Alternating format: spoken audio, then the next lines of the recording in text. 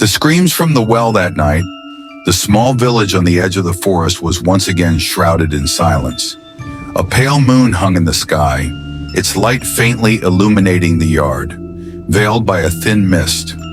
At the heart of the village stood an old, disused well. The villagers called it the Well of Grief. The well had a dark history. Decades ago, a young girl named Sari vanished without a trace. Days later, her body was discovered at the bottom of the well. Many believed she had fallen, but whispers spread that someone had pushed her. Since that day, strange sounds had been heard from the well every Thursday night. Whispers, sobbing, and sometimes piercing screams. That night, Andy, a young man who had recently moved to the village, felt drawn to the tales about the well.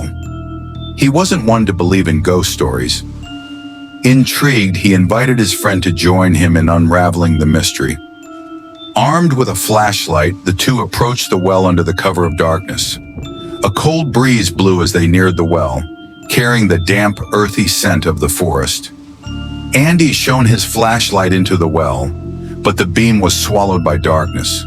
The stone walls were slick with moisture, and silence enveloped the air. "Is anyone there?" Andy called out, his voice echoing faintly. No response came. Moments later, a faint sound emerged from the depths of the well. It was soft, almost like a whisper, or perhaps a sob.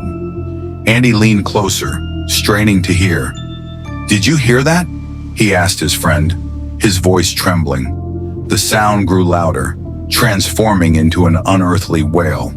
Before they could react, a blood-curdling scream erupted from the well, so sharp and piercing that they both jumped back. It wasn't the scream of a human being. It was layered, like hundreds of voices crying out in agony. Andy froze in place. His friend turned and ran, but Andy was rooted to the spot, his gaze fixed on the well. A dark shadow began to rise from its depths, twisting and coiling like smoke. It took shape. Long, bony hands with claw-like fingers reached out, gripping the edge of the well. The screaming stopped, replaced by a guttural, raspy laughter that echoed into the night. One of the hands stretched toward Andy.